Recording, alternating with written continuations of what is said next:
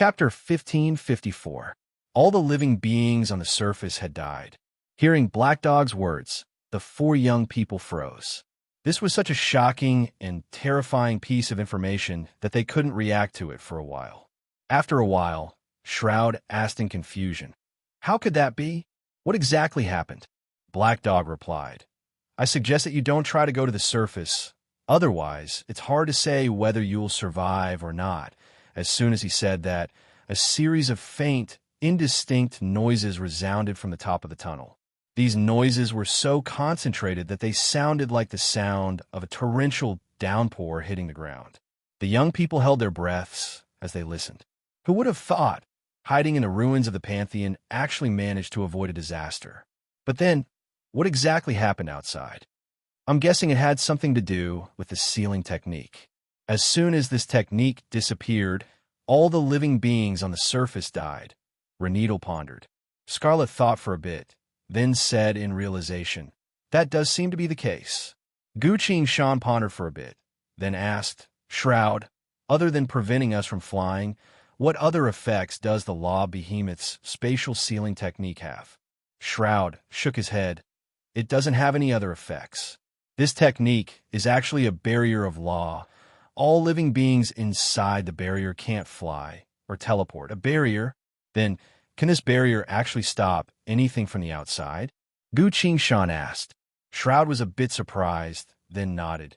"Indeed, it can stop anything from the outside, but that isn't its main function. It was used to seal space." At this point, he couldn't say anything else.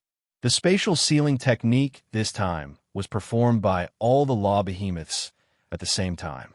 It was unimaginably powerful, so it would definitely be able to stop a few things. Guqing Shan pondered. Logically speaking, as soon as this technique disappeared, all living beings died, which proves that the two are related. But since this technique itself can't harm anyone, the loss of living beings should be an indirect effect. The most likely explanation is that it was originally used to stop something, and those things killed the living beings on the surface. Then, what exactly were those things? Scarlet asked. Guqing Shan fell into thought, then replied after a while, "That's what I'm guessing for now. But since we haven't seen it with our own eyes, we can't be sure this was a reasonable point of view." So Shroud followed this train of thought. "Then, are we the last few survivors in the world?" Reneedle replied. "Of course not. The creatures living underground might have also managed to escape from that calamity." Rumble. A series of loud noises came from above the tunnel. Dust fell to the ground. The four of them stopped. Guqing Shan's heart sank. "Oh no. Ro, what's the matter?" Scarlet nervously looked at him. "That thing that fell from the sky was able to destroy everything on the surface, so might also be able to burrow into the ground," Guqing Shan said. "Indeed, then this place," Shroud said. Reneedle interrupted him and quickly said, "This tunnel is too close to the surface. We have to quickly find a way down and escape from here." The atmosphere suddenly became tense. The four of them immediately checked their surroundings. The noises above his head grew louder and louder. "Gate! Through the door or through the tunnel?" Shroud shouted. He took 2 steps back, looked at the numerous doors on the wall, then at the front and back of the tunnel. "The tunnel is straight. It doesn't lead downwards. We have to go through the door," Reneedle said. The young people turned to the doors on the wall, only to see various labels and warning signs on the doors. "Death warning. A total of 5 pixies have died in this door. It's too dangerous. Don't come in. Extremely dangerous. Definitely do not enter. Even pixies will die if they enter this door. Don't come in." The numerous labels were enough to make one's eyes blur. Scarlet said, "Let's go through the safest door." She reached out to push one of the doors. "Wait." Guqing Shan and Shroud both shouted at the same time. "What is it?" Scarlet was confused. "Take a look. What's the label on this door?" Guqing Shan said. Scarlet read the label on the door. "This is a boring, safe door." Guqing Shan and Shroud exchanged glances. Shroud said, "Don't trust the pixies. Their way of thinking is different from ours." Guqing Shan didn't say anything else and instead lightly leapt forward, hovering in the air as she looked at the other door. A line of text was written on the other door. "A total of 5 pixies have died in this door." Gu Shan opened the door without hesitation. Snow and wind gushed out from the door, followed by a warm white mist that was quickly being blown away by the wind. Gu Shan stayed silent for a split second, then told Shroud's group, "It's safe." The three young people flew up and looked inside the door at the same time, only to see snow and wind drifting inside the door. Other than the ground covered in ice and snow, there was only a single pool of water that gave off white mist. A sign was erected in front of the pool. Frowny Face, this hot spring, was discovered and occupied by 5 pixies of the 7th group of the Geological Exploration Association. No one else is allowed to enter. Anyone who enters is a puppy. The 4 young people silently observed the snow and the hot spring. If the situation wasn't so bad, taking some time out to soak in the hot spring and relax a bit would be quite enjoyable. I knew it would be like this, Shroud sighed. Gu Shan shook her head and closed the door. "We need to quickly find a path that leads deeper underground," he said. At this point, the trembling above them became even louder. A large amount of dust was falling down, turning the entire tunnel gray, almost blocking everyone's vision. Following that, some rock fragments also began to fall down. A piece of rock fell down and was knocked away by Scarlet's hand. "This place is about to collapse," Scarlet loudly shouted. "I'll hold on for a bit," Reneedle said, then released several clusters of invisible power from her hand. The dust and debris in the surroundings were all isolated by her power. Reneedle's expression abruptly changed and hurriedly said, "No, I can't hold on. Let me." While saying so, Shroud released the Book of Prophesied Destinies and took out a pure white pillar that gave off a holy glow, which he used to prop up the ceiling of the tunnel. This time, it was finally able to hold on. The section of the tunnel where the 4 of them were stopped falling down. Shroud's expression turned solemn and shouted without turning around, "Road, quickly pick a door. I won't be able to hold on for much longer either." "What's the situation?" Gu Shan asked. "The thing above is too heavy. Even the divine pillar can't hold it." Shroud replied. "Too heavy?" Gu Shan looked back, only to see that the pillar that Shroud took out was quickly filled with cracks. It really wouldn't be able to hold on for much longer. Gu Shan retracted her gaze, quickly scanned through each door, and finally chose a target. He pointed at a door and loudly said, "Come here, we're going through this door." The 3 young people followed the direction he pointed. On the door, there was a line of notification written in crooked fairy language. A gentle reminder. "This door leads to the surface. Friends who want to go to the surface for a breather, please use this door." Seeing the notification, Scarlet hesitantly asked, "Go through this door?" "But it says that it leads to the surface." Gu Shan, Shroud, and Reneedle all replied in unison, "It definitely won't lead to the surface." Gu Shan pushed the door open, only to see a long passage on the other side. He waved his hand at everyone. "Hurry, everyone enter the passage one by one." Gu Shan summoned Black Dog and said, "The situation is dire. Immediately scout ahead. We'll wait for your news. Woof." Black Dog responded, turned into a blurred image, and rushed towards the end of the passage. Gu Shan stood guard at the door, silently waiting. "My divine pillar can't hold on for much longer," Shroud scowled. Everyone looked back, only to see that the stone pillar that stood in the middle of the passage was already covered in cracks, seemingly about to collapse at any moment. "Just hold on for a bit longer," Gu Shan said. 1 breath, 2 breaths. A cluster of black flames abruptly manifested in front of everyone, manifesting as Black Dog again. "This is a passage that leads to the underground. It's unfathomably deep," Black Dog said. Everyone's hearts loosen up a bit. Since it leads to the underground, everyone can temporarily avoid the threat from the surface. "Well done," Gu Shan praised, gave Black Dog a bottle of liquor, then told Shroud, "Put the stone pillar away." Shroud immediately put the stone pillar away. "Are we leaving?" Reneedle asked. "You go first. I'll take a look at what exactly it is that can..." Gu Shan said. Boom! A resounding explosion resounded from afar. Everyone could only see Gu Shan's mouth moving a few times, but they couldn't hear what he was saying at all. The passage had entered a state of complete collapse. Dust rose up, countless bricks fell down, followed by the walls. The walls also seemed to have received a huge impact and were slowly collapsing. The doors on the walls were collapsing one after another. If we don't leave now, it'll be too late. Shroud pulled Gu Qing-shan and shouted. Gu Qing-shan waved his hand outside. Something passed through the falling bricks and fell into his hand. Let's go. Gu Qing-shan closed the door. Chapter 1555. World's Apocalypse Online. A short story at the end of the article. Currently typing. Please wait for a moment. After the content is updated, please refresh the page to receive the latest update. Chapter 1556. Boom! Intense power fluctuations abruptly manifested and began to destroy everything. The collapsed tunnels, doors, stairs, and even stairs were all reduced to dust by this power. Everything was destroyed. Gu Qing-shan's group of 4 was running for their lives. Behind them, the entire road had already turned into an endless series of collapses. The billowing dust was like a giant snake that was chasing after them with increasing speed, wanting to devour them in one fell swoop. Fortunately, the spatial lock had already disappeared, allowing Gu Qing-shan's group to run even faster. Don't worry, the collapse won't catch up to us, Gu Qing-shan loudly said. He lightly patted Scarlet's shoulder. Scarlet's expression was pale, but she gritted her teeth and nodded, finally calming down a bit. Shroud was at the very front of the group, and suddenly shouted, "There's no path ahead. It's a vertical cliff. Then let's just fly down."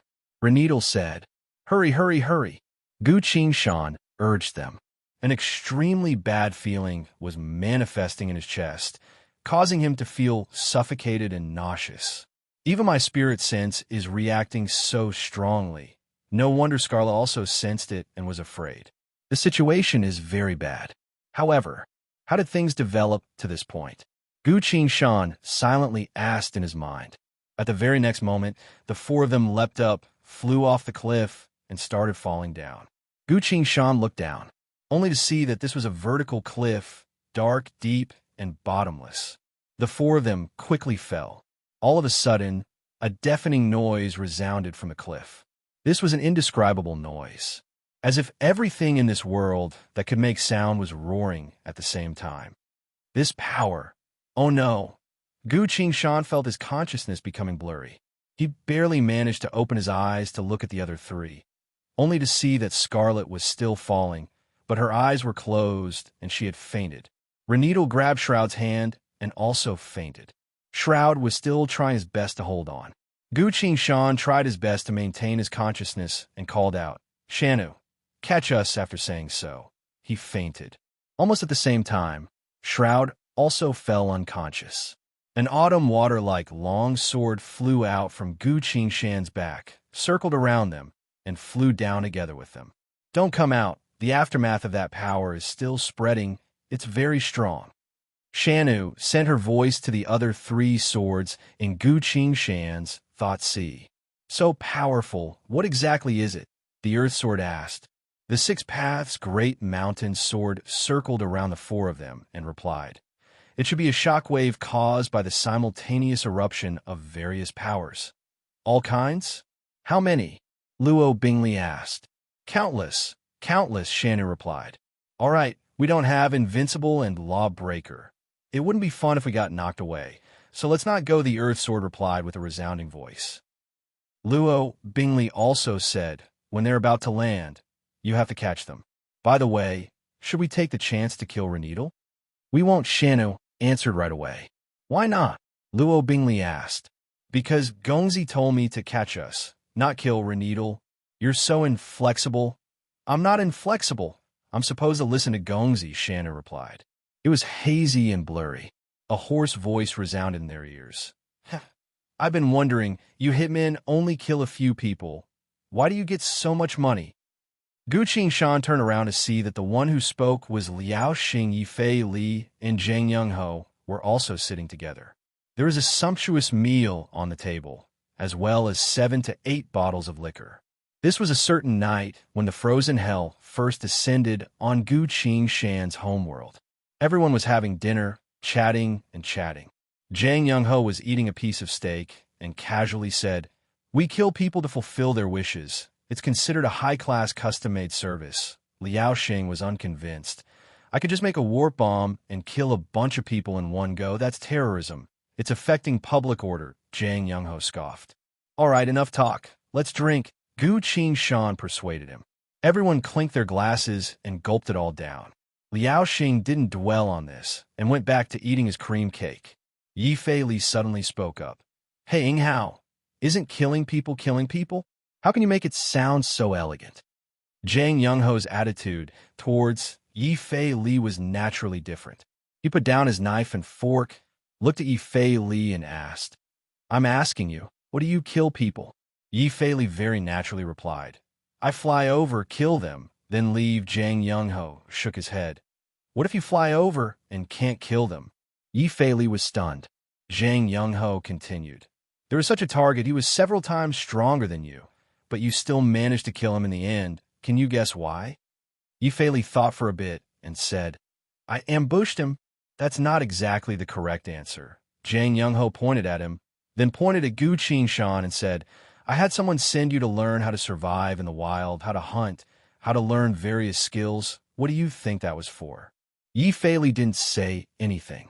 Jang Young-ho continued, "Gu Qing-shan said that he wanted to act as someone else, so I had Tong Tong take him to the Capital Film Academy to learn how to act. Why do you think that was?" Yi Fei Li put down the ice cream in his hand and looked at Gu Qing-shan for help. Gu Qing-shan smiled and said, "Killing people is easy to say, but when facing an enemy stronger than you have to use your brain. Oh, tell me about it." Jang Young-ho was interested. Gu Qing-shan said, "To put it simply, you have to collect information, judge the situation of the scene, probe your enemy, understand his strengths and weaknesses, avoid his advantages, provoke his emotions, repeatedly confuse him, scare him, disturb him, until he reveals his intentions, find his weaknesses from his actions, then choose the right time, use the most appropriate strategy, and use the strongest force to crush him." Jang Young-ho shrugged. "What you're doing is fighting very much, like a lion hunting, but my art of killing is more like a different kind of hunting." "Like what?" Gu Qing-shan was also interested. "Have you ever seen a spider hunting? Yeah, we hide in the dark, carefully observe the target, using his weaknesses to weave a net, but the target doesn't know anything. In fact, it's not that we want to kill him, but because of his personality, habits, and hobbies in that specific environment, he will definitely die." "What do you mean?" Yi Fei Li cut in. Jang Young-ho shrugged, then continued, "A good swimmer will drown, a racer will die from running into a car, a lecherous man will die from a terminal illness, a hot-tempered man will die in a brawl, a greedy man who only cares about money can be killed at any time. They will all die from their own desires and won't draw too much attention from anyone. So this is the net you weave?" Gu Qing-shan asked. "Yes, killing is only the end result. But weaving the net in the shadows is the true difficulty of the art. It requires a lot of resources and effort," Jang Young-ho replied. "Why do you say that?" Yi Fei Li asked. Jang Young-ho explained, "Because your net must guarantee one thing. As soon as it is cast, the target will not be able to escape, only able to walk step by step towards death." Imagining that scenario, Yi Fei Li couldn't help but shiver, then said, "If a person isn't greedy, not lecherous, not a bad person, and only likes to stay at home and play games like me, how would you kill them?" Jang Young-ho glanced at him and replied, "I only kill scum. What are you worried about?" "He's about to wake up," Scarlet's voice came. "Very well. I'll give him a bit of healing power." Shroud's voice also came. A warm power enveloped his body, giving him a comfortable feeling. Gu Qing-shan opened his eyes. Shroud, Reneedle, and Scarlet were all looking at him. "What happened?" Gu Qing-shan asked. "It's nothing. Everyone fainted, but you woke up the last," Reneedle replied. Gu Qing-shan rubbed his forehead and said, "Ah, I just had a dream and recalled a few things from the past." "What was it?" Shroud asked. "It's nothing, just some small talk, right? Why didn't we fall to our deaths?" Gu Qing-shan asked while looking around. "I looked around. There was a large slope up ahead. We probably slid all the way down, so we weren't hurt at all, Scarlet replied. Gu Shan followed the direction she was pointing. Sure enough, there was a slope that extended all the way into the darkness, its length unknown. Ahead of them was a dusty tunnel. Everything was silent. For some reason, Gu Shan suddenly recalled Jang Young-ho's words. A web in the shadows. A web. Gu Shan stood still and carefully recalled everything that happened. Originally, they were heading to the scavenger station, but everyone there died, so they had no choice but to jump into the tunnel.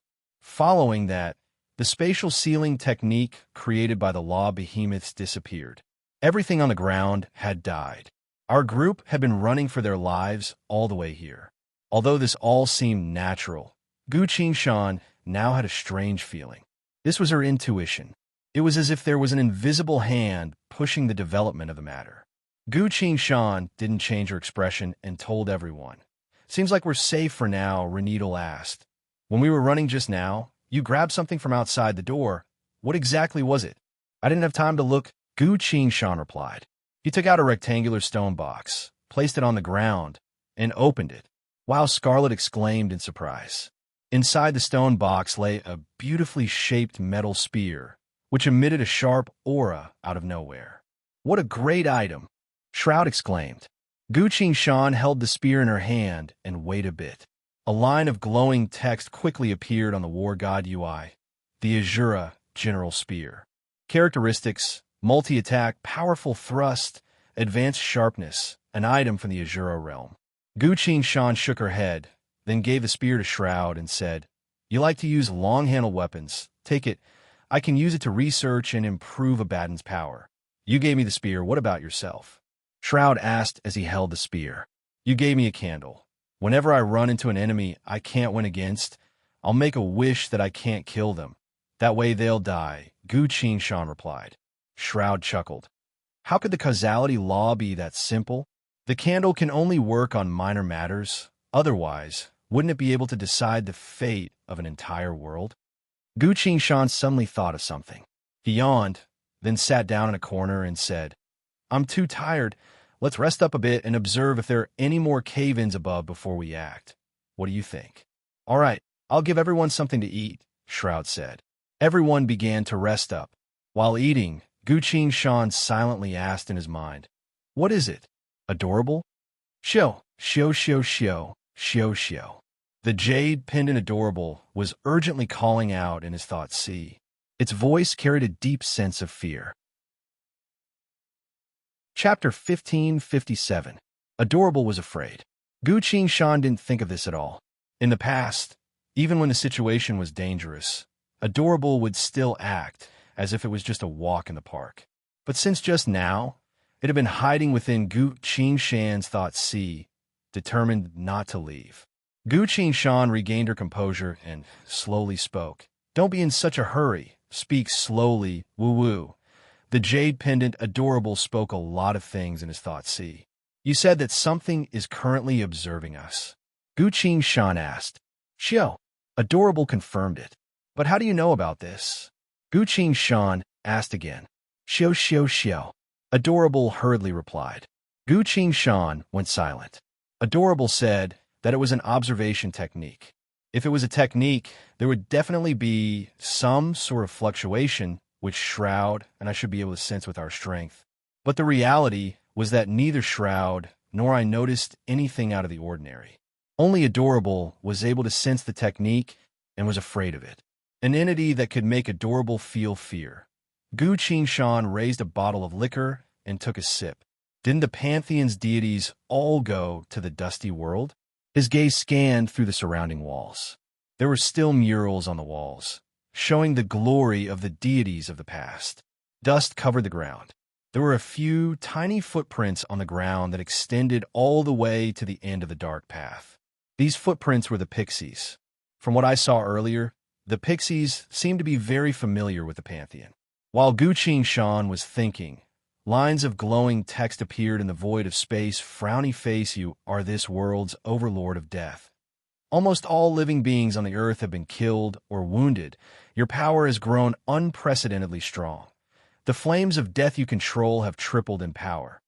You may choose one of the following 3 divine skills as your death divine skill. Firstly, Whisper of Death.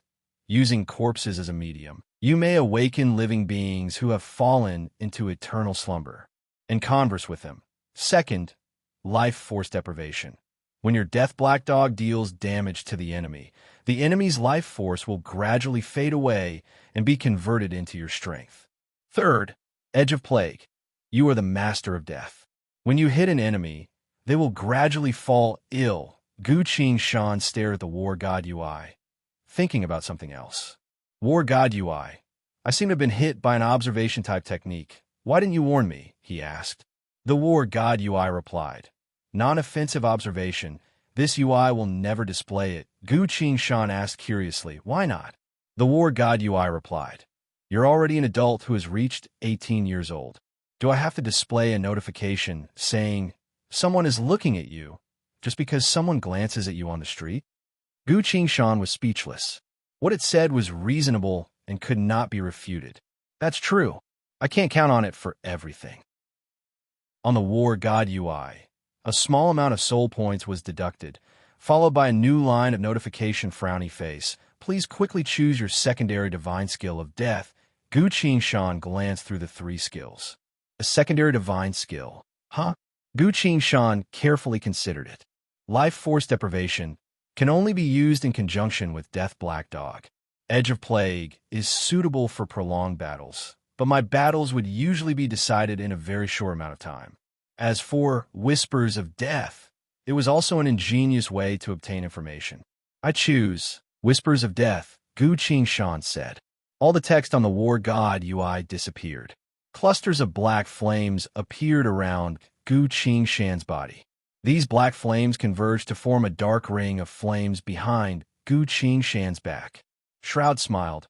Road, congratulations. Renedal also nodded.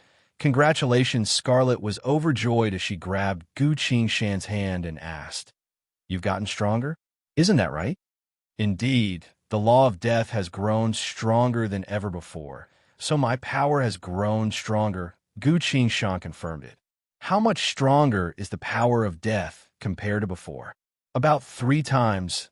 As soon as Gu Qing Shan said so, a cluster of black flames appeared next to her and turned into Black Dog. Black Dog looked at Gu Qing Shan and said, As your power grows, so will my power. Countless stars glowed with a faint blue light, circling around Black Hound's body, constantly rotating. Black Dog uttered a long howl. The starlight slowly entered his body. Black Dog's body was visibly growing larger. He was now a fully grown dog. I'm going to experience my own power, Black Dog said. After saying so, he disappeared. Whoa, Scarlet excitedly said. Let me try it. A cluster of black flames manifested in her hand. That can't be right. Why don't I feel any changes? Scarlet confusedly asked.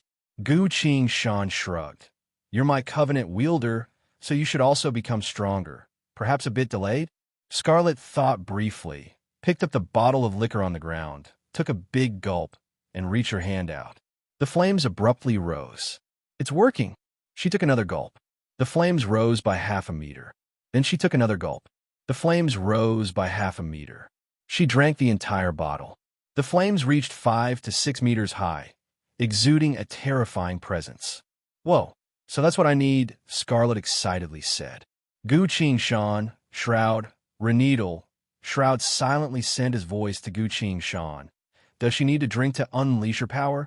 No, she didn't try her best at the start, Gu Qing Shan whispered. Shroud pondered. In other words, yes, she just wanted to drink. Gu Qing Shan was speechless. I didn't think I would have raised a female alcoholic. The faction of death likes to drink. Could it be my doing? No wonder Anna was able to do so well in the Holy Church of Death in the future. Scarlet satisfyingly put the flames away and told Gu Qing Shan, You must have collected quite a bit of good liquor from the bar before. Please give me another bottle. I'll need to use it in battle. Thank you. This reason was so reasonable that Gu Qing Shan had no choice but to give her another bottle. Don't drink too much. The world is about to be destroyed. We won't be able to find liquor from now on, Gu Qing Shan warned her. Hearing that, Scarlet held the bottle tightly, as if it was a rare treasure. Gu Shan recalled something and asked, "Why didn't you use Star Force to manifest the Beast of Death?" Scarlet stared at him and nervously replied, "I'm still thinking about what kind of Beast of Death I want to manifest. Hurry up and think about it. After all, there might be various battles ahead," Gu Shan said. "All right," Scarlet bit her lip and said. At this point, a faint sound of rumbling could be heard. Dust was falling down from above like long strings. Everyone raised their heads and looked at the deep darkness above their heads. "The collapse seems to be continuing," Reneedle cautiously asked. Shroud listened for a bit and deduced, "It should just be the aftermath of the collapse. It shouldn't be anything major," Reneedle then asked. "But then, what exactly was it that collapsed the Earth and the Pantheon Tunnel?" This time, Shroud couldn't answer. Scarlet also appeared confused. Gu Shan also lowered her head, seemingly in thought. "This is really hard to say. It's too troublesome to explain. When he escaped just now, he randomly picked one of the many items that collapsed the tunnel, which was the Azura race's spear. This was very clear. The thing that fell from above and collapsed the Earth and the Pantheon Tunnel were the fragments of the entire Samsara world. Countless fragments that contained the secrets of the Samsara, the corpses of living beings, and the aftermath of the apocalypse had all fallen into this world, destroying all living beings on the surface. Destruction. Gu Shan thought of something and purposefully said, "Why don't we stay here for a bit longer?" "Why not?" Reneedle asked in confusion. "Because I can sense the death on the surface from here. My power is also gradually increasing. I'm afraid that if we go deeper into the ruin, we won't be able to absorb the law of death on the surface anymore," Gu Shan replied. The young people were a bit hesitant. Gu Shan continued, "At least this place is safe." "All right, let's stay here for a bit longer," Shroud decided. Gu Shan nodded slightly and silently counted down in her mind. 1, 2, 3, 4, 5, boom. A loud noise resounded from above. The sound of collisions resounded one after another, as if a huge wave was crashing down from above. "Oh no, we can't stay here. We need to hurry and escape," Reneedle said. As Gu Shan looked up, he could clearly sense that countless things were heading towards where they were standing. "I've only counted to 5. Gu Shan felt a bit heavy. The entity that was watching over us must have one of two abilities: to be able to manipulate the countless fragments of the Samsara at will, or to be able to manipulate the Pantheon ruins at will. It must be one of the two." At this point, Shroud loudly called out, "There are pixie tracks ahead. Let's go deeper. We might be able to avoid this." Gu Shan appeared anxious and hurriedly said, "Right. Hurry." The four of them hurriedly ran towards the tunnel. Chapter 1558. The Temporal Oasis, the World of the Spire. The entire world was drifting forward in the river of time, heading toward a certain moment in the future. The Spire Keeper Association's main tower. Several of the most powerful people were gathered here, discussing an important issue. "Why aren't there many people here yet?" Bali asked. "We've already notified them. We've already sent someone to call for them," the Spire Keeper Association's chairman replied. "What exactly is it?" Yiru asked. As soon as she spoke, everyone appeared cautious. Yiru, she was the harbinger of Apocalypse's end, so she was extremely powerful. No one dared to disrespect her. The Spire Keeper Association's chairman said, "There seems to be a problem with our world." A beautiful girl with cat ears and a miniskirt appeared out of thin air in front of everyone and casually asked, "What problem? Why do you need all of us here?" The spatial mage, Meow, the Spire Keeper Association's chairman, clapped his hands. Yifei Li and Zhang Young-ho appeared in front of everyone. Did you cause some sort of trouble?" Meow asked in surprise. "No, it's actually a small matter. Yifei Li didn't know how to explain it. A young could be heard. Boss had appeared. "I was sleeping soundly when you called me here. Quickly finish up. I'll go back to sleep." He rubbed his eyes. Yifei Li turned to Zhang Young-ho. Zhang Young-ho cleared his throat and said, "Yesterday, Yifei Li came to find me, asking me to bring him to the Eastern Coast Wizard Spire to steal the Wizard card game manual." Everyone turned to Yifei Li. Yi Fei Li awkwardly said. That's not important, continued Zhang Young-ho said, but I never promised him that I'd go to the Eastern Coast Wizard Spire to steal anything. Yi Fei Li said, It's strange. I clearly remember Zhang Young-ho telling me that there is a top card game manual in the Wizard Tower on the East Coast. It's on the table in the second compartment on the third floor. Zhang Young-ho shrugged and said, I don't remember telling him about this. When everyone heard this, they looked at each other and heaved a sigh of relief. There's no need to bring up such a small matter. You guys are delaying my writing time. The readers will urge me to update, Meow said lazily. No. Bali glanced at his sister and gestured for Zhang Young-ho to continue.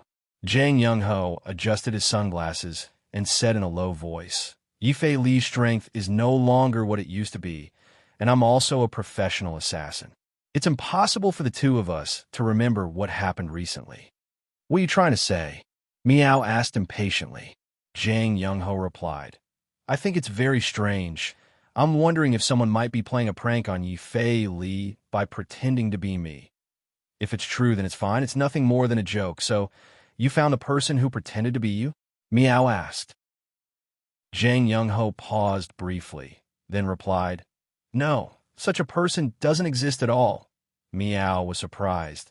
Then her expression slowly turned solemn. She no longer mentioned the matter of returning to write her novel and pondered. If someone pretended to be you, it wouldn't be a big deal. But if such a person doesn't exist at all, then there must be something wrong with your and Yi Fei Li's memories. Zhang Young-ho raised his hand and gestured for her not to say anything for now.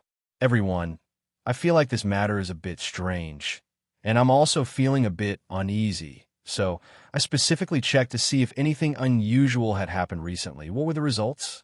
Yi Rushi asked. Zhang Young-ho exhaled, tried to calm himself down a bit, then explained, The people of the Wizardry Guild were invited to visit the Order Square, but the guards of the Order Square said that they weren't invited at all. The pixies kept saying that the strawberry wine in the bar didn't taste right, so they must have changed the recipe. But I specifically checked and found that the wine's recipe hadn't changed at all. Furthermore, a person went missing yesterday. He was a void spirit adept who participated in the war against the Soul Shrieker. His name is Masa. Where is he? I'm good at finding people. Should I go look for him? Meow asked. Zhang Young-ho shook his head and replied, Among those who knew Masa, half of them said that Masa died in the war against the Soul Shrieker, while the other half said that Masa was still alive and had seen him just a few days ago. Bali replied, That's very easy to determine. We have a special record of those who died in battle. Every single person who died is recorded. Zhang Young-ho said nothing. He took out a book and gave it to Meow. Meow received it, flipped to the war records page, and found Masa's name. Strange. Why would this person's friend lie? Meow doubtfully asked. Zhang Young-ho took the book from Meow's hand and gave her another one. Meow was confused. Check again, Zhang Young-ho said. Meow opened the book and flipped to the war records page again. The same position. There was no Masa. There was no such name. Meow was completely stunned. That can't be right. Where exactly did we go wrong? She muttered. Everyone went silent. This matter had gone beyond everyone's understanding. Yi Fei Li continued. Zhang Young-ho and I have checked repeatedly. We can prove that everything he said just now is true. That's troublesome. We don't even know who the enemy is. Bali scowled. While everyone was talking, one of the two warlocks standing guard at the entrance suddenly disappeared. He disappeared without a trace, as if he had never existed in the first place. Who? Where did he go? Damn it, there's an assassin. Bali, Meow, and Zhang Young-ho all spoke up, but the others stood still. Some even appeared surprised. What are you doing? Yi Fei Li asked in confusion. Zhang Young-ho shrugged and said in disbelief, A living person just disappeared from this place. Didn't you see it? Yi Fei Li replied, I've already seen it since I came in. There is only one guard standing there. The Spirekeeper Association's chairman cleared his throat and confirmed, I've only arranged for one person to stand guard today. Yi Rushi and the others nodded. Zhang Young-ho was stunned. He looked at the entrance, only to see the remaining guard looking at him with a strange expression. An indescribable sense of fear emerged from deep within Zhang Young-ho's heart. Bali's expression also changed. He didn't even blink when facing the soul shrieker. But at this moment, he also felt an unexplainable eeriness. Meow tried her best to maintain her calm and said, "I'll explain.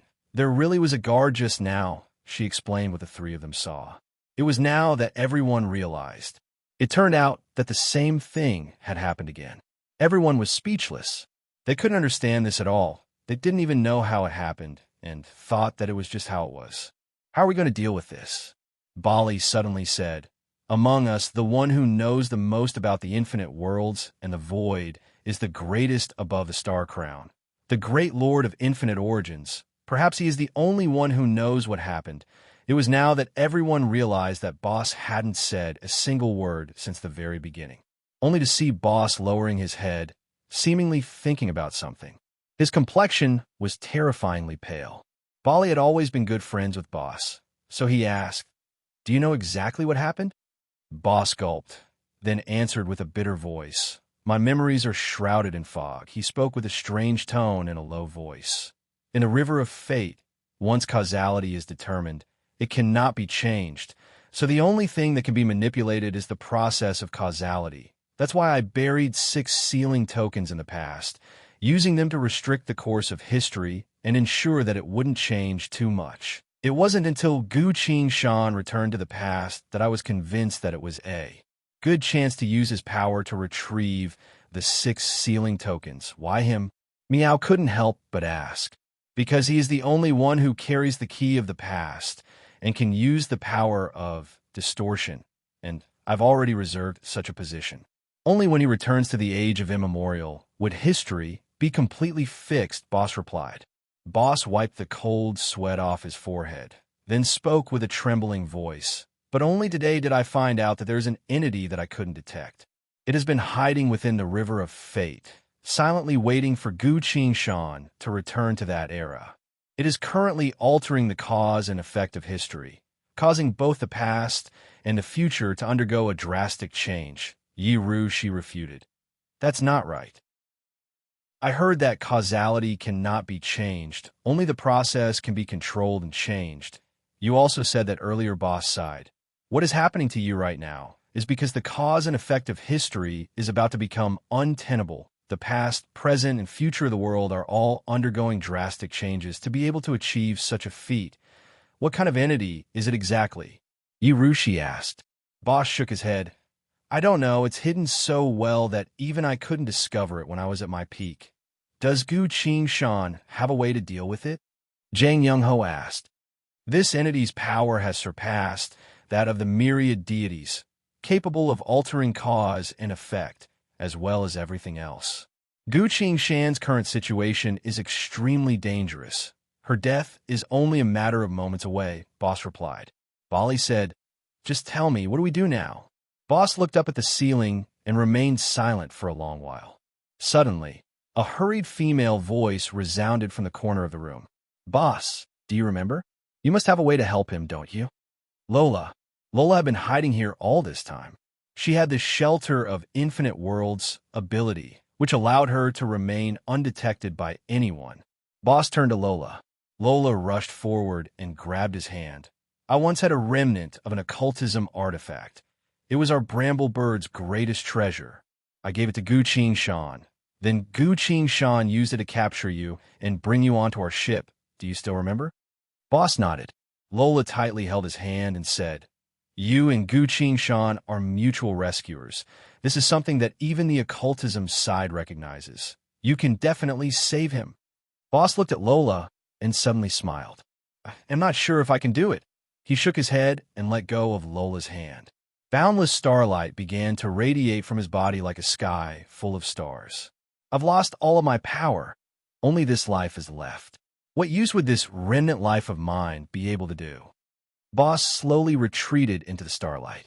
"Very well, regardless of life or death. I should make a trip to the age of immemorial. After all, that was my era." His figure slowly disappeared from everyone's sight. Chapter 1559. On top of the cold and gloomy stone stairs, Shroud opened his eyes. His gaze fell onto Reneedle and didn't move away for a long while. Reneedle had a bit of dust on her face, but it didn't affect her appearance in the slightest. She was still a peerless beauty, the brightest gem in the infinite worlds, the master of all the stars. Noticing Shroud's gaze, Reneedle nervously looked around and asked in a low voice, "What did you find?"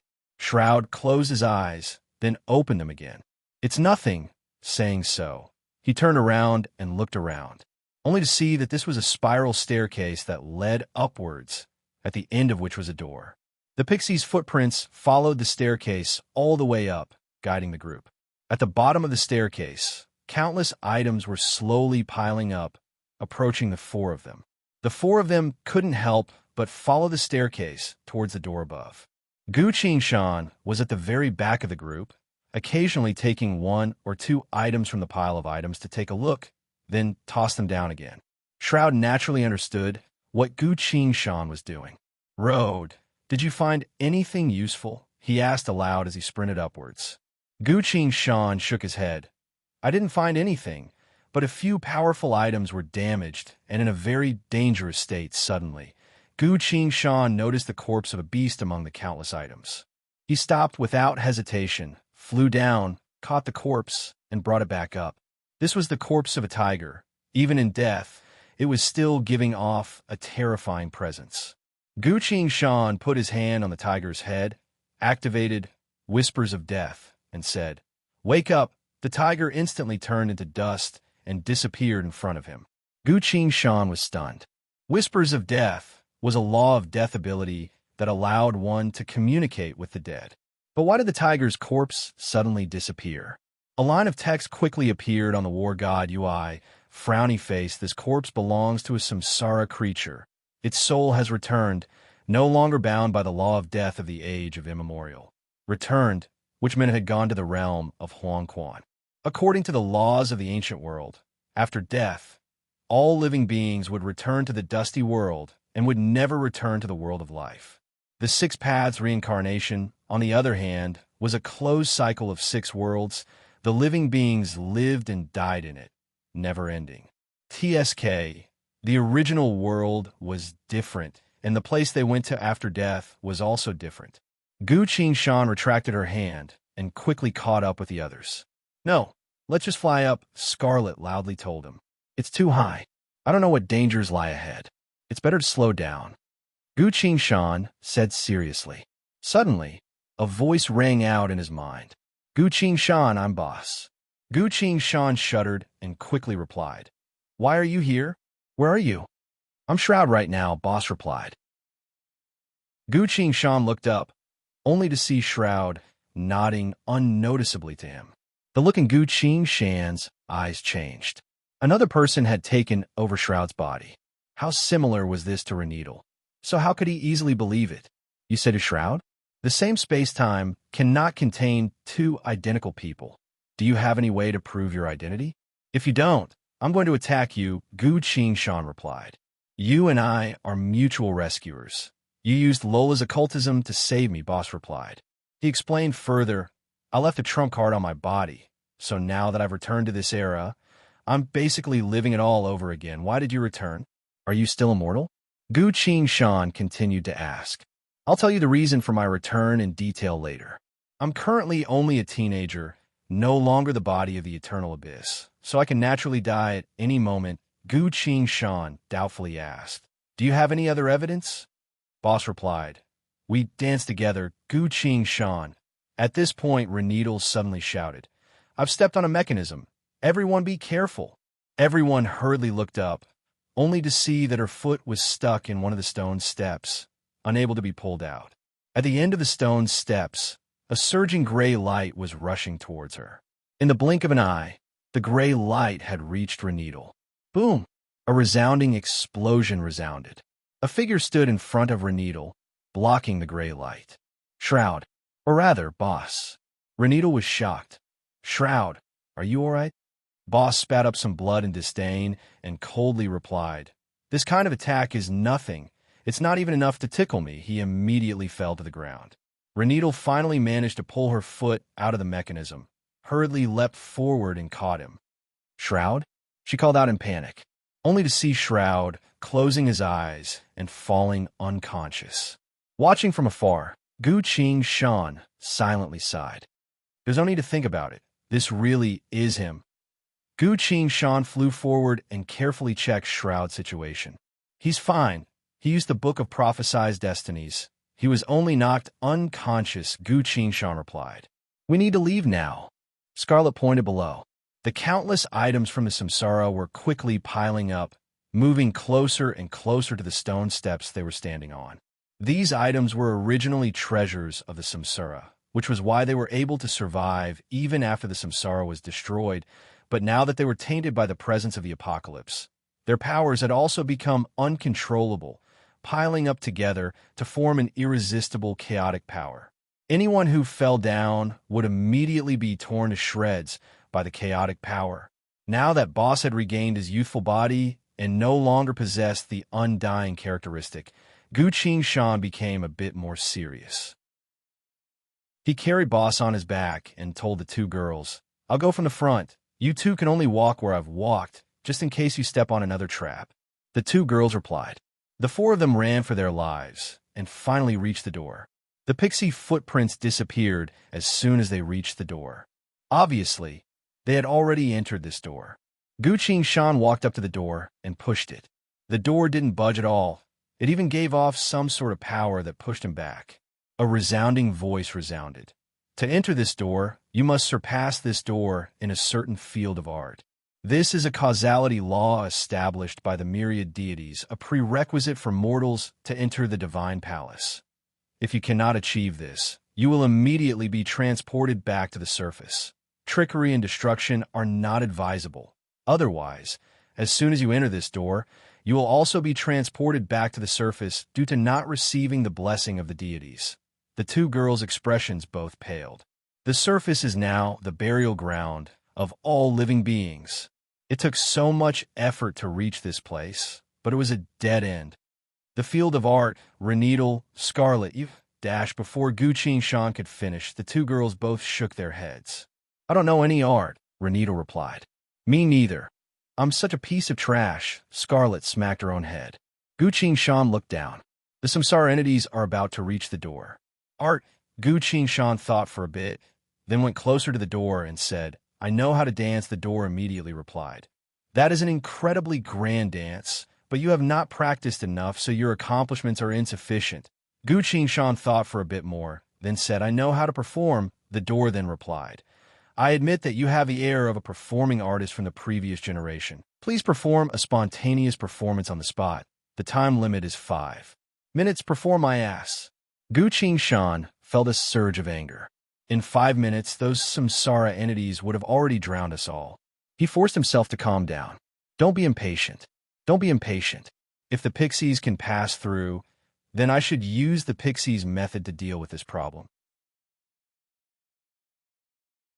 Chapter 1560. Rumble, rumble, rumble.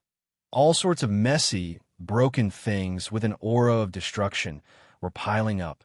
Gu Qing Shan glanced down and forced herself to remain calm. If the pixies can pass through, I only need to think about the pixies' way of doing things to pass this test.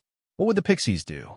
Gu Qing Shan took a deep breath and asked, Are you a gate, or a spell, or the entire pantheon? The gate solemnly replied, I am the holy gate that separates the mortal realm from the pantheon. From a very long time ago, I have been guarding the realm of the pantheon. Unless the corresponding causality law is fulfilled, no one is allowed to peek into the world that separates the gate, much less enter it. So it's a gate spirit. Gu Qing Shan continued to ask, Does the art package you mentioned include high-difficulty magic tricks? It does, the gate replied. Gu Qing Shan quickly said, Very well, then give me a deck of cards. Any card is fine, poof. A deck of cards appeared in front of him and was caught in his hand. At this point, Gu Qing Shan was serious like never before. He quickly shuffled the cards and said, Let's play a magic trick. Take a look at these cards and choose a card from them, but make sure not to tell me. Only silently memorize it. And then, the gate asked, Then I'll give the cards to you. You can shuffle them however you want, but you can't shuffle them for more than 10 seconds. Once you're satisfied with the shuffling, give it to me, and I'll draw a card from them. Which will be the card you chose, Gu Shan said. I know you have some card abilities, but that's not possible. The gate said. Gu Shan spoke in a low voice. If I really draw the card you chose, does that count as me passing? Yes, but you can't do it. The gate also became serious. Gu Shan's gaze turned cold and asked again, if I draw the card you chose, are you sure I've won? Of course it is, but you really can't do it, the gate replied again. Is there something like a notary? You can't go back on your word. Gu Shan asked. I won't go back on my word. I have the fair contract left behind by the old gods, the door replied. A scroll appeared out of thin air and landed in front of Gu Shan. Gu Shan took the contract, quickly wrote what she just said on it, and showed it to the door. On the scroll was written, Road, pick out the card you chose. You open the door and let them pass. If you agree to this agreement, say, agreed. Agreed, the door said. Who? The scroll was burnt into a pile of ash. Gu Shan said, all right, since we have a contract, let's begin. He quickly shuffled the cards and displayed them in front of the door. The door paused for a moment, then said, I have chosen. Gu Shan folded all the cards and handed them to her. I'll wash it, the door said. The entire deck of cards floated in midair, turning into a series of afterimages as they shuffled at a speed invisible to the naked eye. 10 seconds passed in the blink of an eye. The cards returned to Gu Shan's hand. Scarlet silently asked, Road, are you confident?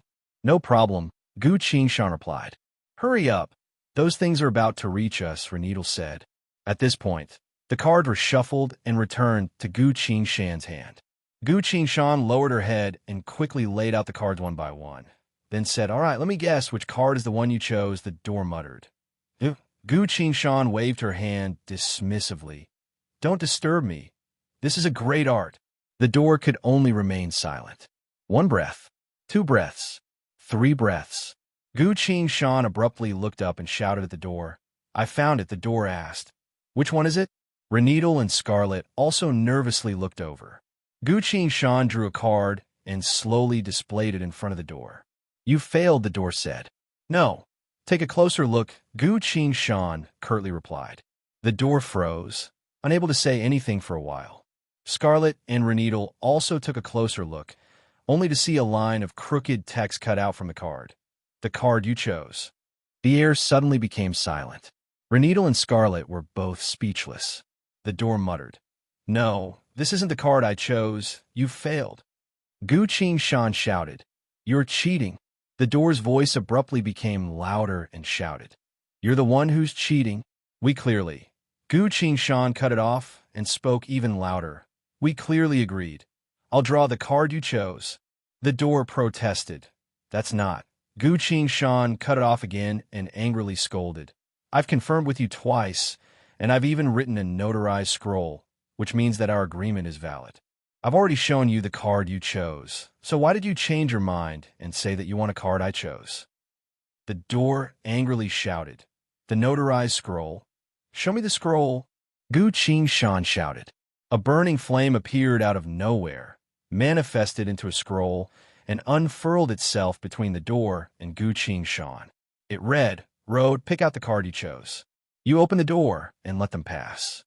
The door replied, the meaning of this is you have to pick out the card that I have chosen in my heart. No, take a closer look. I've used normal writing for the rest of the words, but please note that I've used bold and slanted letters for the card you chose, as well as a diagonal line below it, which represents a specific card, named the card you chose, Gu Shan said. He pressed a button on the covenant and muttered, Deities above, someone is cheating. Request for enforcement. The covenant then spoke with a solemn voice, frowny face. The covenant has been established. Open the door immediately. Bam. The door was opened. Gu Shan carried Boss on her back and brought the 2 girls inside. Scarlet closed the door. As they were about to move forward, a voice called out from the door. Wait a minute, what else do you want? Gu Shan cautiously asked. What's your relationship with the pixies? Do you know where to run? The door asked. Gu Shan sternly replied. You don't need to worry about me, crack. A long crack appeared on the door. Gu Shan took a step back and told the 2 girls, This door can't hold on much longer. let's go. The four of them quickly entered the passage and ran forward. After a while, Gu Qing Shan slowly stopped. What's the matter? Scarlet asked. It's nothing. Just keep going. I'll be right there. Gu Qing Shan put Boss down from her back and gave him to Reneedle. The two girls exchanged glances, not knowing what he was thinking. However, Rode was a reliable person, so the two girls told him to be careful and continued forward. Gu Qing Shan returned to where the door was, opened it, and looked outside. Clank, clank, clank. The noise was deafening. The Samsara artifacts were slowly approaching the door. Hey, Gu Qing Shan called out. The door didn't answer.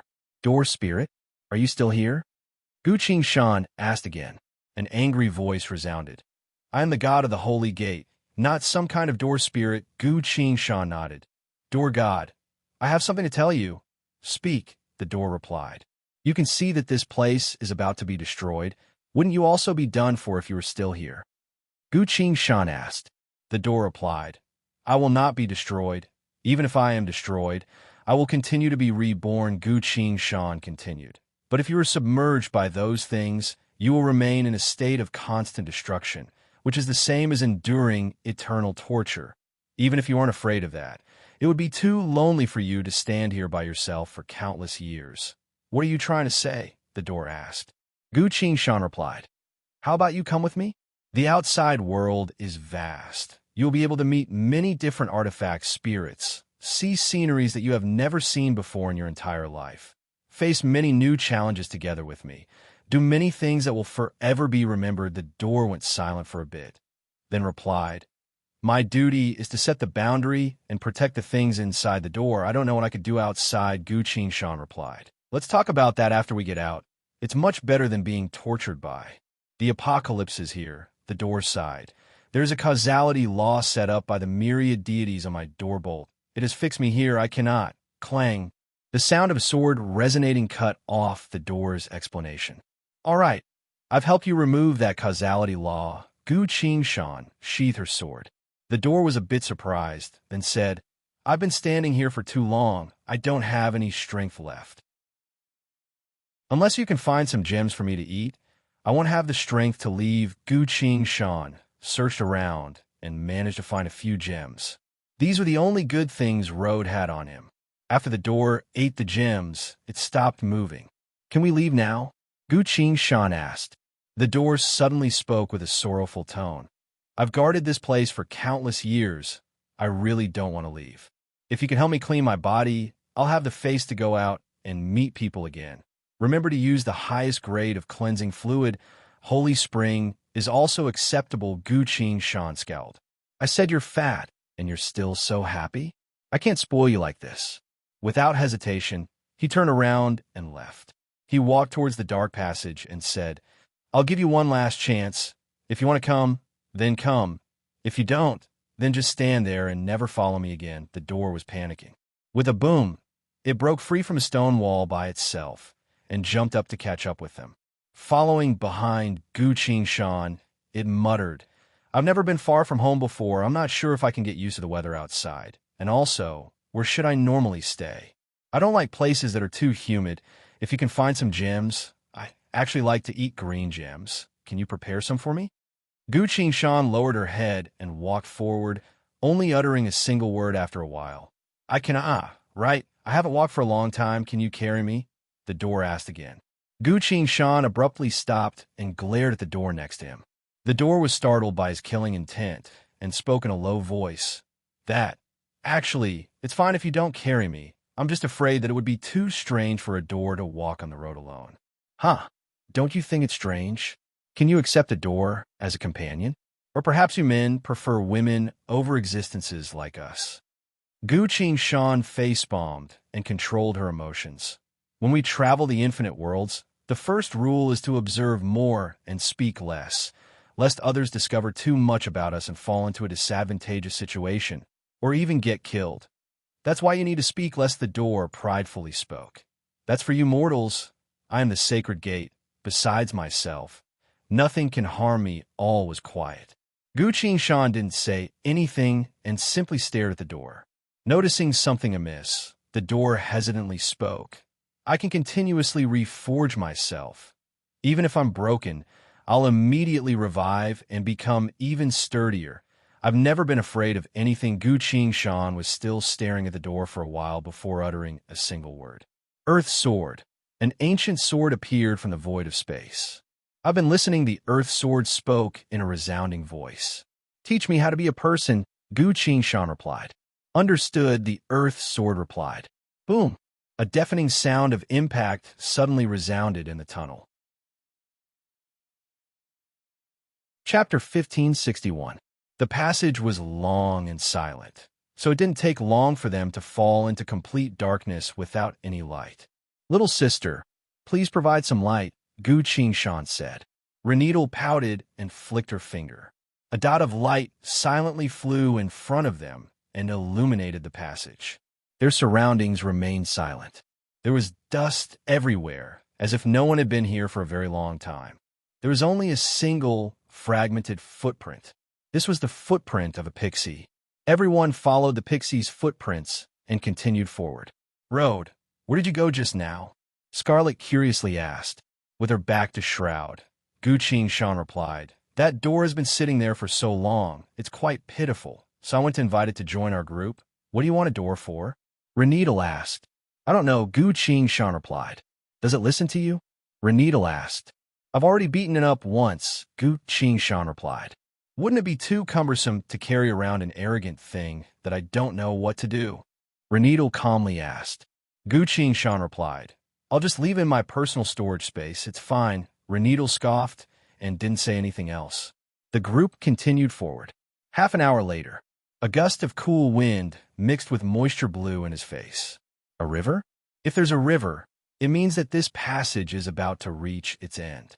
Everyone became spirited and sped up. A few moments later, they arrived at the end of the passage. Everyone slowly stopped with strange expressions on their faces. The exit of the passage was covered by a piece of dirty cloth, so they couldn't see what was behind it. There was a table at the exit with two pixies lying on top of it, one with a green beard, the other with a blue beard. Both of them were dozing off. A sign was placed on top of the table, which read, Species Reception.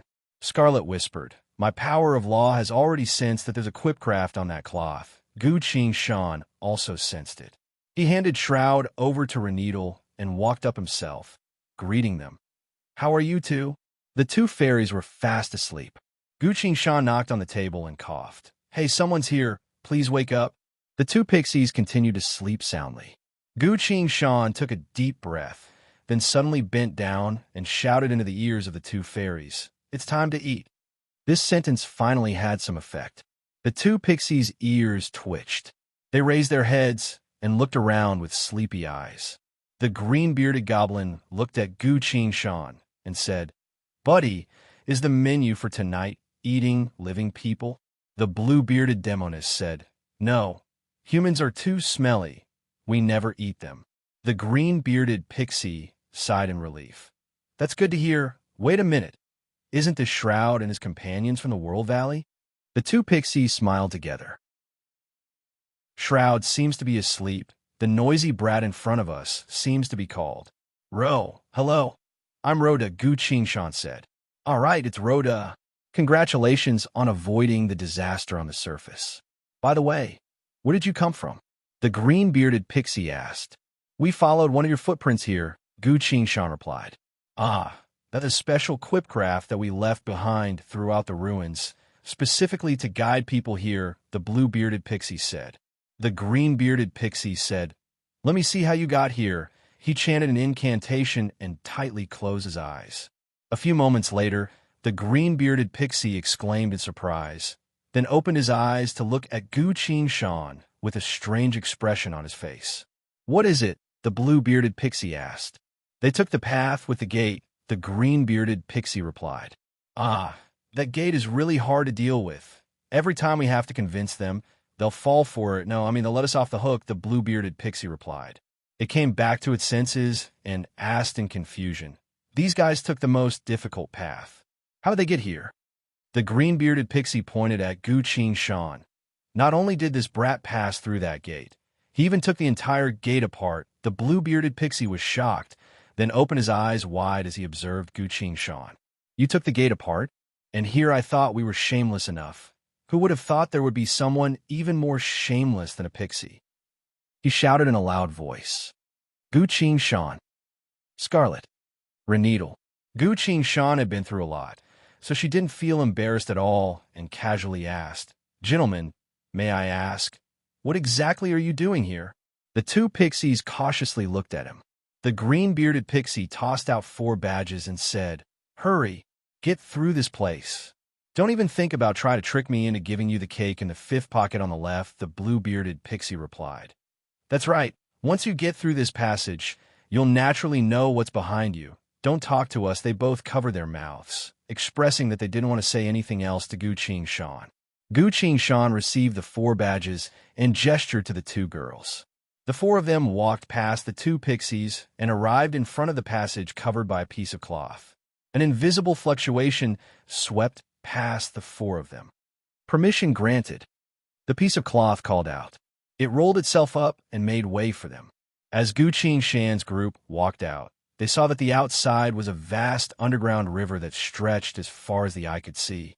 Several wooden boats were parked by the river. Sure enough, it's a river, Scarlet commented. The 4 badges in Gu Qing Shan's hand flew out and landed on one of the wooden boats. A slender figure caught the badges. It was a male elf. He wore a luxurious set of armor, had a handsome face, and was observing the 4 of them with an uncomfortable gaze. Passed the pixie's inspection. And you're from the World Valley? He rubbed the badge and asked. Gu Qing Shan nodded. The male elf observed them from above, his gaze stopping at the unconscious shroud. And you're carrying an unconscious person, Tisich. Did the pixies make a mistake? He muttered, then pointed at Gu Qing Shan. That, it's you, me? Gu Qing Shan asked. Prove your identities, or scram, the male elf said. Gu Qing Shan scowled. Fortunately, he already knew what kind of people the elves were, so he didn't have any thoughts about it while the situation was unclear.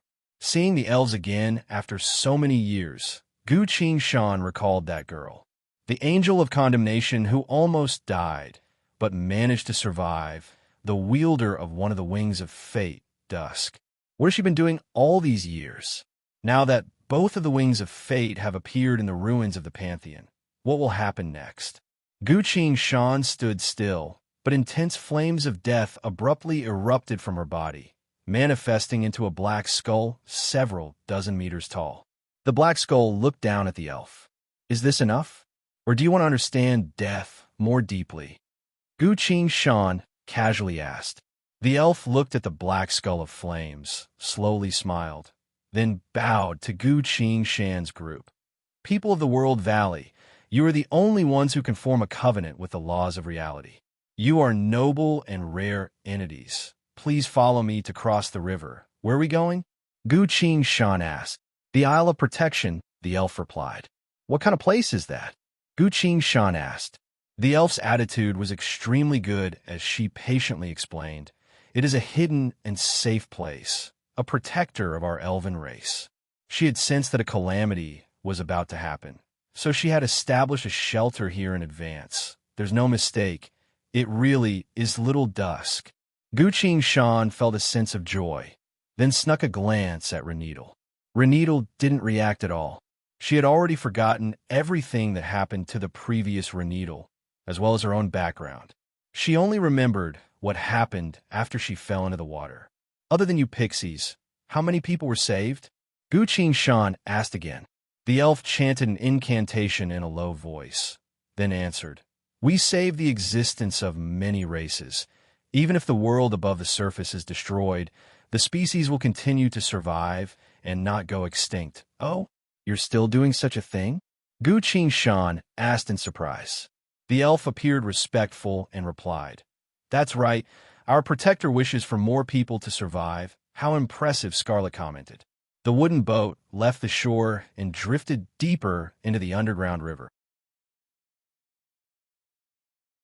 Chapter 1562. The handsome male elf stood at the front of the boat, took out a leaf, and lightly blew on it. What is he doing? Scarlet silently asked. I'm not sure. It should be something like a signal, Reneedle replied. The elf put the leaf down and turned around. Two beautiful ladies, I'm summoning the adjudicators of our jungle elves. Adjudicators? What do you mean? Gu Qing-shan asked. The elf gently replied. On the Isle of Protection, we and the giants each occupy half of the territory. The giants are responsible for taking in the filthy, worthless races and life forms, so they established a refugee camp. But we jungle elves are different. Boss' voice rang out. Oh, how are you different? He stood up from Reneedle's embrace. How are you? Gu Qing-shan asked. Boss scoffed, then coldly replied. It's nothing. I was just a bit shaken up by a bit of carelessness. The jungle elf looked at him and replied. We elves only choose the most outstanding species. Only the most powerful, the most promising, and the most talented combatants are allowed to enter our territory. As noble warriors of the World Valley, you should naturally stay in our elven race's territory, Scarlet scoffed. I'm more than willing to stay in the giant's territory. Gu Qing-shan lightly patted her shoulder to signal her not to say anything else. He smiled at the elf and asked, But how does this relate to the adjudicators you mentioned? The elf replied, The adjudicators are the strongest group of combatants among the elves. They will be responsible for assessing your strength and determining your status in the territory. The stronger you are, the higher your status? Boss asked. Indeed, they're here, the elf replied. A gate of light opened in front of them. 6 or 7 fully armored jungle elves appeared. Are they people of the World Valley? The leading jungle elf asked. Yes, the elf driving the boat replied. The leader looked at Shroud, Gu Qing-shan, then at Reneedle and Scarlet. They're just a group of teenagers. That's great. He put on a stern expression and said, Very well, it should not be a problem for all of you to enter our territory. However, I have to say something first.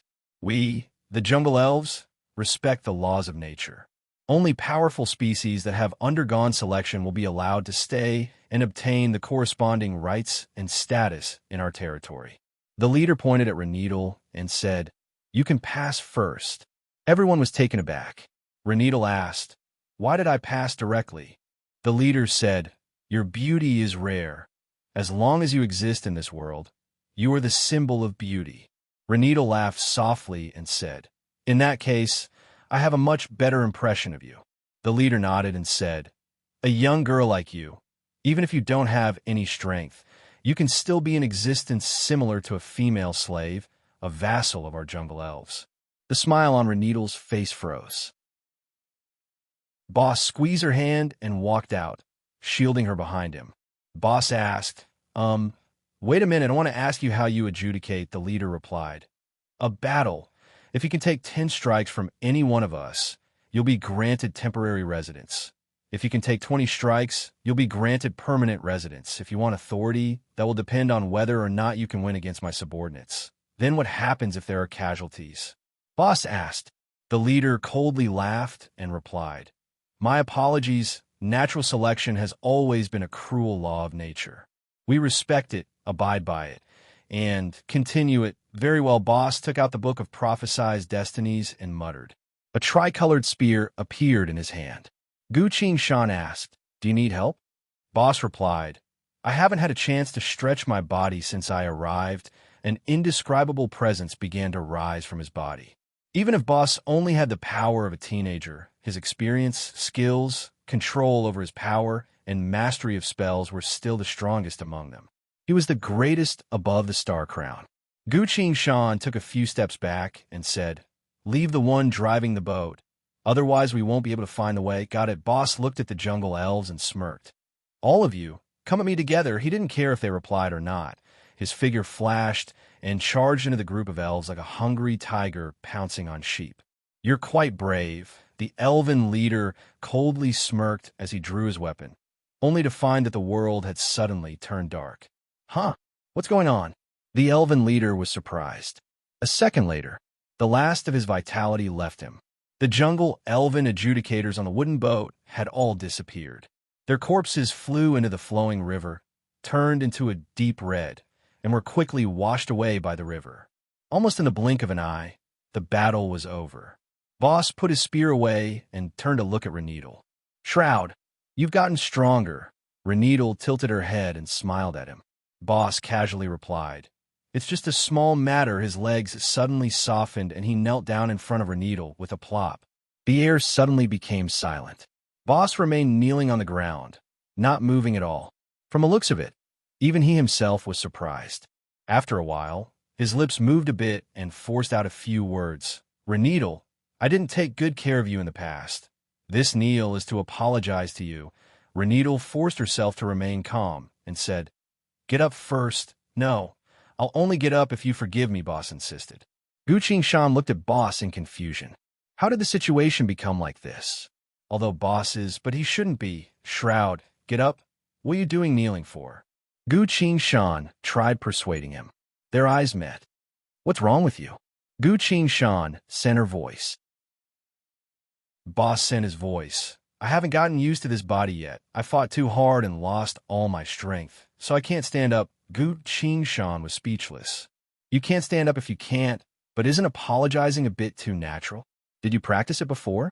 At this point, Reneedle walked forward, helped Boss up, and angrily told him, Don't do that again. I can't take it from her expression. She seemed to be a bit panicked. Gu Shan silently sighed, walked to the front of the boat, and patted the jungle elf's shoulder. What's so good about watching someone else's relationship? Start the boat? Ah, yes, yes. The jungle elf hurriedly replied. Gu Shan continued. I saw you sending a communication technique just now. How? Is one enough? Send a few more and call your protectors as well.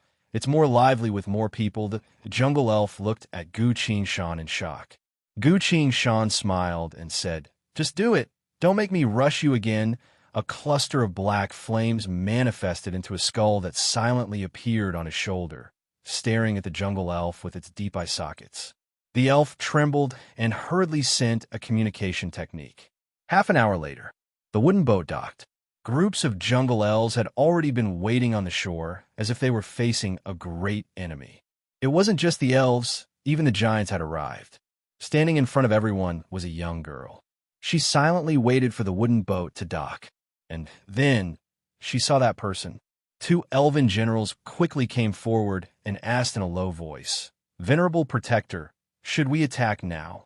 No, Little Dusk replied.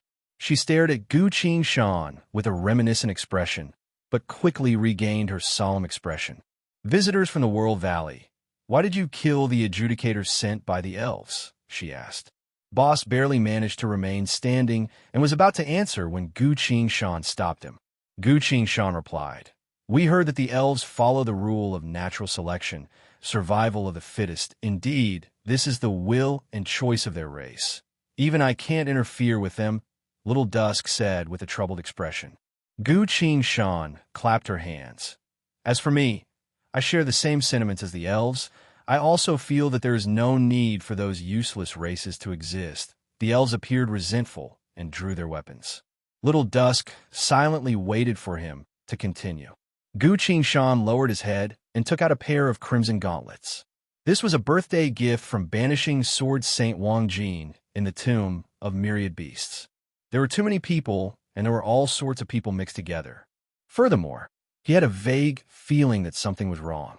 So Gu Shan didn't choose to use his sword right away. He put on the gauntlets and stretched his arms a bit. Oh! Two clusters of black flames manifested in his hands. Gu Shan chuckled and said, Let us do this according to the rules of the jungle elves. What is it? Little Dusk asked. It's time for their race to be wiped out, Gu Shan replied. The jungle elves loudly laughed. A young man wants to wipe out the entire jungle elven race. He's insane. The Grand Elder of the elves glared at Gu Shan and declared, Young man, your life is about to end. We will show everyone the consequences of offending us elves. Gu Shan shook his head. Today, you will only know one thing. The consequences of offending the god of death. Boom! Boundless dark flames rose from his body and soared into the sky. He stood still on the spot and slowly got into a boxing stance. Samsara fist technique, ethereal. You're tuning in to the Warrior Lore YouTube channel. Don't forget to subscribe and join us on this journey to catch the most captivating stories.